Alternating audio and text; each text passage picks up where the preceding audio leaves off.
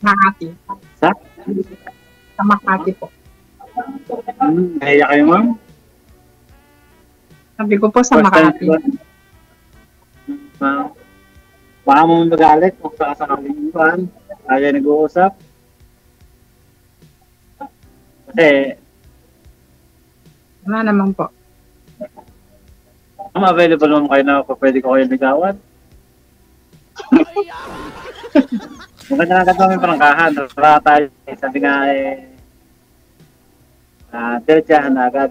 Kasi nga, Hanap po, kaibigan lang po. Ito naman sige ma'am, pwede ma'am. doon naman nag-umpisa yun eh.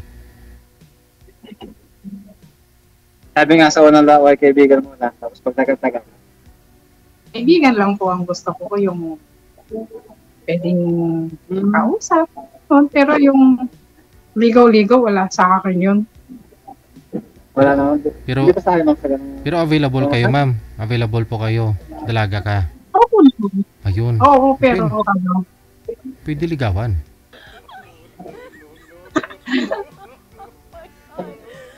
lang po talaga, friend lang. Okay, friend Sir, friend muna Friend lang po tapos talaga, ma'am. friend muna tapos shoota na kagad ah. Wala nang ligaw, sir, ganun. Pwede naman sir na ako. Ligaw-ligaw muna. Sabi nga hindi kasi makukuha isang dalaga kung hindi natin liligawan. Ayaw nga ni ma'am magpaligaw eh. Gusto niya friend. Tapos kung magkakagustuhan kayo, edi shoota na. Okay lang sir yun. Wala namang problema sa akin na DJ na kahit friends kami, okay lang. Kasi maganda kasi yung may kakwentuhan. Actually, Sir DJ, gusto ko mga taga-ibang bansa. Ay, Yung nagtatrabaho, yung ganon. saan pong bansang gusto niyo pong makausap? Kahit saan, basta OFW. Yung makatulong, ganon. Pero hindi naman yung ipapakonsider ko lahat sa kanya. Hindi naman. So, Makakatulong. siguro kuya, friend lang. Ang Ilang gusto taon ka na kuya? Okay lang. ang gusto niyo po ma'am, ibang bansa na maging asawa mo o manliligaw mo ganon. Oo, pwedeng ganun. Kasi Ah. sabi mo, pwedeng mamili. Sabi kasi ni Mang, pwedeng mamili pag hindi gusto mo yung Oo. kausap, mamili, di ba? Oo po. So, kuya, So hindi pumasa. So sa mga ilang Okay lang. basta OFW lang Wala ma'am. namang problema sa akin. sorry kuya ha. Wala namang problema sa akin. Ako pa ma'am. Sabi nga, sakali nga naman ako pwede manligaw. So, actually, wala namang problema sa'yo, kuya. Sa akin siguro may problema kasi namimili ako. Choosy ako eh. Charot. Natural ho yan na Wala pag namang problema ma'am. Sabi nga, mas maganda. Marami. natural ho yan, kailangan mo talaga mamili, maging pihikan ka pagdating sa pag-aasawa. No? Sorry, Sir Gigi. Sorry. Oo. Pero at least friend mo pa naman si Sir. Oo, pwede ko friend. Kasi pwede ko siyang maging kaibigan po, sir. Pero okay lang po sa inyo. Kunyari dito po sa Pilipinas, pero kasing yaman ni Ramon Ang, pwede po ba yun, ma'am? Kasi yaman, di pa ako mayaman. Hindi po. Ibig ko sabihin, Hindi ba? hindi naman lahat kasi nang nasa abroad talaga na kumikita ng malaki, ganon. Opo. Meron din ba kayo mga tao dito sa Pilipinas na malaki pa rin sahod kaysa sa abroad Kunyari, yung mga negosyante, kunyari may magpa-line up po dito na negosyante na kasing yaman ni Ramon Ang, pwede po ba yan sa'yo? Pwede. Pinili ako ng mayaman, sobrang yaman. Di naman po ganun. Yung hindi ganong yaman. Kunyari, yung basta kaya ka lang niya itataguyod, tulungan, gano'n, magtulungan kayo. Oo. Ay, by the way, sir, ano po ang trabaho mo, sir? Ano po ang trabaho nyo?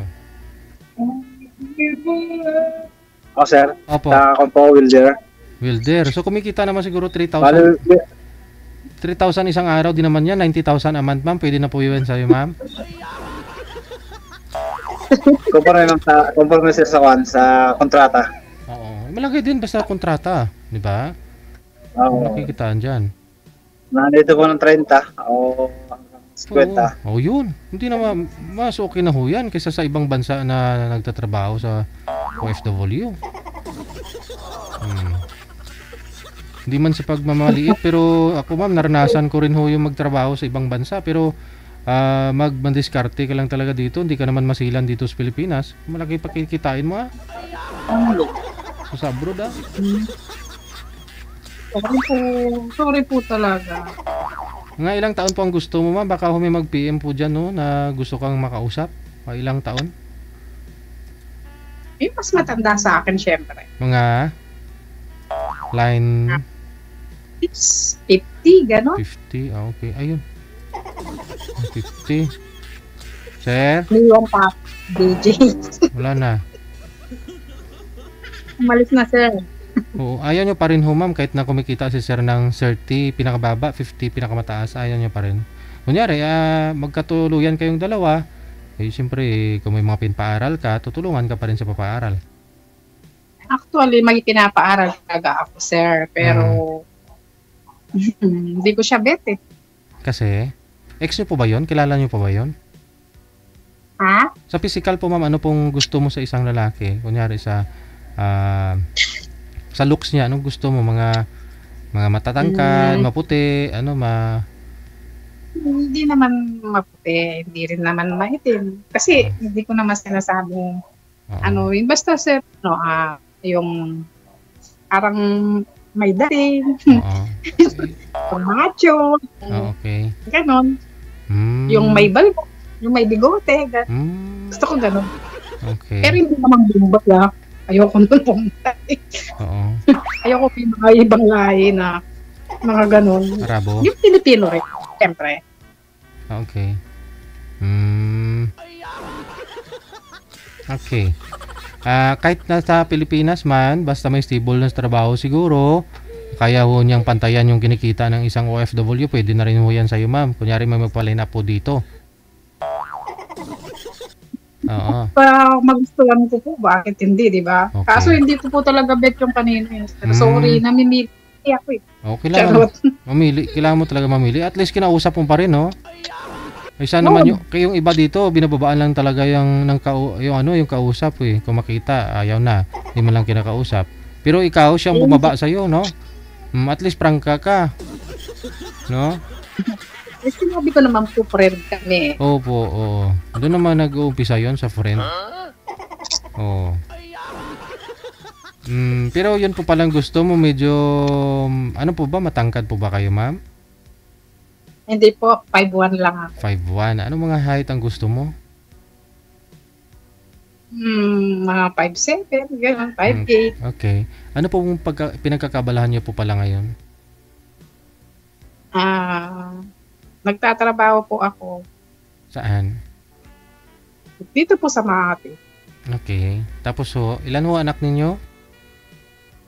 2. Oo. Ilang taon na ho yung panganay? 24. Tapos yung bunso ko, 19 is college na siya. Oo. Second year college. Siya na lang po yung nag-aaral ngayon. Yung Yes, panganay nyo mayroon na hong pamilya? 24 years old? Wala pa. Binata ko, nagtatrabaho. Nagtatrabaho. Okay. So ilang taon na po kayo, by the way? Ako po, 45 po. 45. Okay. So mga 50 years old ang gusto nyo, mga ganong edad. Sana po yung Yes asawa po. niyo po pala, mister mo. Broke na po. Naghiwalay po kami.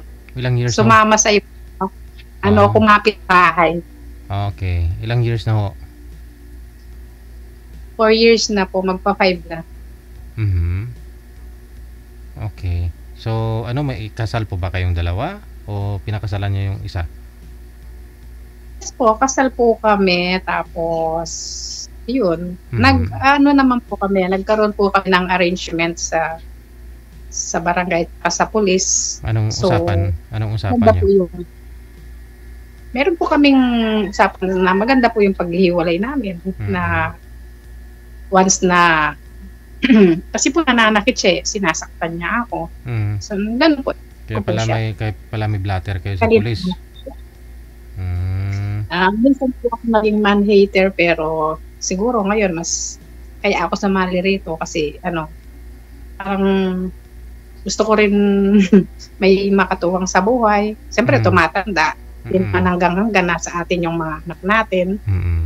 Lalo na lalaki. Ang anak. Hindi naman hanggang tutulungan ka. Kasama mo siya sa buhay. Mag-aasawa at mag-tawa sila. Paano ako pag mag-isa ko natin? Tama. Kaya kailangan ko din yung mga kasama sa buhay, magiging katuwang sa buhay. Hindi pa ho ba kayo nagka-boyfriend sa 5 years na hiwalay kayo ni ex mo? Hindi pa. Hindi. Dahil naging man-hater po kayo, no? That time. Ngayon medyo okay na at na-realize mo na kailangan mo man talaga yung yung katuwang, ganon. Opo, ganun po. So, sige po. Ano hong ginagawa nyo dyan sa Makati? Actually po, babysitter po. O, newborn babysitter. Stay in po kayo dyan sa trabaho nyo? Opo. Saan po yung mga anak nyo ngayon? Dyan din po ba? Nasa probinsya po. Yung isa po, nag-aaral sa Pampanga. Tapos, yung isa po, nagtatrabaho sa Olonga po. Saan po ba yung origin ninyo? Province mo mismo? Ang province ko po is Tarlac. So, yung ex ko po is Zambales. Okay. Ngayon, siguro, pinag-aralan mo kung ano pong need mo, anong kailangan mo sa buhay, anong dapat mong gawin. Pagdating ho sa pag-aasawa, ano pong gusto mo sa isang lalaki. Dapat nga naman talaga, no? Pag-aralan mo, prepare mo yung sarili mo, no? Bago pa naman po didesisyonan yan, is pag-iisipan muna ng 10 beses, maraming beses. Hindi naman po basta nagbibitaw ng mga desisyon na hindi mo pinag-iisipan. So, siguro naman pa may mga manliligaw ho kayo? Hindi po ako mahilig lumabas eh. Oo, hindi. Kung di ka naman po mahilig lumabas, digital na tayo ngayon. Sa online, wala hong mga nanliligaw sa inyo sa online? So, hindi naman po ako naniniwala sa mga ganyan. Sa Facebook, meron sa sa mga chat lang, ganyan. Pero hindi po ako ganong... Hindi ba yung kahit nag-chat kayong dalawa tapos gusto niyo hong mag-meet sa isa't isa para siyempre makilala mo siya? Ganun ba? Hindi po ako nakikipag-meet sir eh. So, ayoko pong maisahan ako. Mahirap na. Nasa sayo naman ho yan. Hindi naman po pwedeng may buka yan kung ayaw mo. O diba? O nga, ba't takot ka maisahan? Gagawin mo dyan, wala mo yung limitasyon mo kasi aware ka na sa mga posibleng mangyari, di ba? O, tulad doon yan. Baka, oo. Kaya sir, sabi ko, pag-iisipan muna maraming beses bago pumasok. Bago pasukan. Pumasok. Hindi mo naman alam mo mangyayari. So, mas prefer. Gusto niyo po talaga yung yung nasa abroad para at least malayo, no? Ganon. Okay na yung ganon. Para may makakausap ka, mag-uusap kayo palagi, makilala nyo ang isa't isa. At kasi kung nasa ibang bansa, sir pag nasa ibang bansa siya at talagang doon mo makikita kasi sa isang tao kung nasa ibang bansa siya kung talagang seryoso sa side. Nagawa siya ng paraan para sa ikabubuti o sa kay kagagandang relasyon, ganun. Diba, sir? Tama ba mali? Depende siguro sa tao. Yun nga po kasi marami na rin po dito mga nag-join. Meron din po dito mga sumasali na yung girl nasa abroad, yung boy dito sa Pilipinas. 3 years sila nagkaka-LDR. Tapos nung umuwi yung girl, magpakasal sila. After nila magpakasal, akala ba naman kilala na ng lubos. Bumalik lang ho sa abroad yung girl, yung lalaki nangapit bahay na. Akala niya walang bisyo, walang ganun ganyan kasi siyempre malayo naman sila. Mananiwala, no? Pagdating ho dito lagi ho daw lasing. Mula ho nung bago po siya bumalik sa abroad. Lasing, hinatid sa airport, lasing. Sir DJ, pwede pong request. Ano po yung request mo? Pwede pong buksan yung camera mo, sir. Pwede bang love song ko, ganun?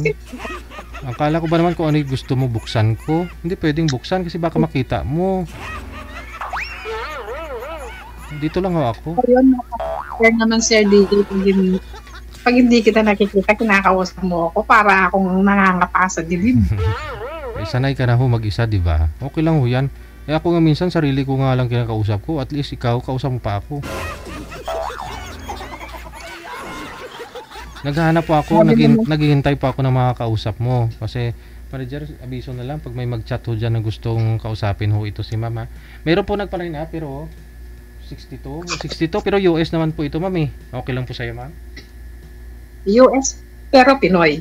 Pinoy siya. 62. Bali, 62 years old na. Bali, pang-apat ka ng asawa pag sakali. Divorce Okay lang naman. Baka i-divorce din ako. Sa pag-uusap ninyo yan, di ba? Kung deserve ka naman ho para sa kanya. O baka magkasundo kayong dalawa, hindi hantong sa divorce, Oo. Hindi niya ako makasuhan, sir. Pangit ako. Ikaw kasi mahilig ka Hindi masasabi ho yan kung pangit ko, hindi. Sa mata ng tao yan, sa paningin ng tao yan. Iba't ibang klase na may paningin natin Tulad ho kanina, tingin mo dun kay sir, walang spark, ganun, hindi siya pumasa sa yung looks aminin mo sa hindi. Pero siyempre binasihan mo yung mukha kasi walang spark talaga. Kumbaga, yun nga yung gusto mo, may balbas konti, no? May mga babae kasing ayaw talaga nila na may biguti, ganyan, no? Pero ikaw gusto mo medyo may biguti, ganyan, okay. Yun bang lalaki tingnan ko, no? Astig, oo. Okay. Ayun si sir, may biguti kanina si sir. Hirap kasi maghanap. Rio, may biguti ba si Rio? Parang wala din, no? Wala din Kasi ako tulad ko, wala rin akong biguti. Araw-araw ako nag-aahit Ginagaya din ako ni Rio Yun Rio? Kilala niyo po si Rio, ma'am? Ano pa yung ibon? Hindi Hindi. Yung kamukha ko Parot? Hindi Si Rio, yung kamukha ko na lagi ho tumatawag dito. Minsan nagsha-shoutout. Hindi ko po alam. Di mo kilala? Yung ibon, yung parot. Yun nga sabi nila no? Ikaw, admit mo na hindi ka maganda, hindi ka sabi mo, pero maganda ka naman no? Sa paningin nga ho ng tao yan. Pero sa tingin mo sa sarili mo, hindi ka maganda. So, ang gusto mo rin, gwapo. Wala nga naman pangit din kukunin mo. Feeling mo nga, pangit ka rin, di ba? Kaya maganda din naman talaga na pangit ka. Ang gustuhin mo, gwapo.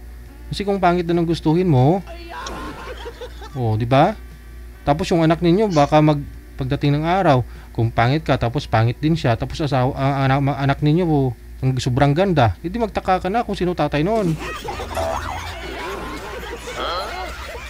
Pero okay na rin na at least tatay niya gwapo ikaw hindi naman maganda sabi mo yung anak ninyo kung maging maganda o maging gwapo sabihin talaga sa tatay nagmana, di ba? Tama. Kasi kung hindi naman gwapo yung lalaki tapos lulukuhin ka, masasaktan ka noon kasi naniniwala ka sa kasabihan na yung mga umibig ka ng pangit at ibigin mong tunay. Humanap ka ng pangit, ibigin mong tunay kasi yung mga gwapo manluluko. Diba? Pero yun ang naniniwala ka dun sa kasabihan na ganyan. Pero pag niloko ka ng naging asawa mo na hindi naman gwapo, masaktan ka talaga nun. Hindi mo ina-expect na lukuhin kay hindi naman gwapo Pero kung lulukuhin ka na gwapo yung asawa mo, diba? Medyo okay na. Alam mo naman na gwapo May posibilidad talaga na lulukuhin ka o agawin sa'yo ng iba. Tama, ma'am, no? Okay. Manager, meron po ba tayong pwedeng ibigay dito kay ma'am? Pumapasok si sir yung kinakausap niya ako kanina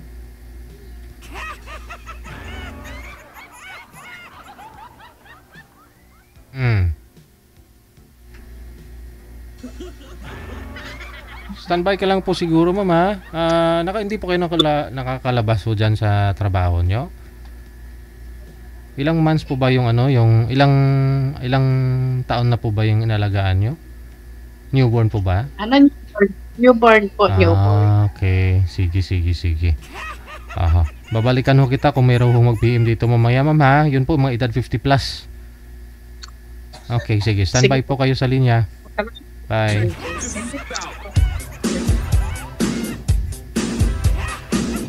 Bawat isa may mga preferences tayo, may mga hinahanap, may mga pinapangarap, di ba? Wala namang masama siguro, kaya nangangarap po si ma'am kung mayroon lang din naman. Kung hindi siguro, okay lang din naman. Kung wala, di ba? Kung wala, walang magawa. Kaya nga ho siya sumali.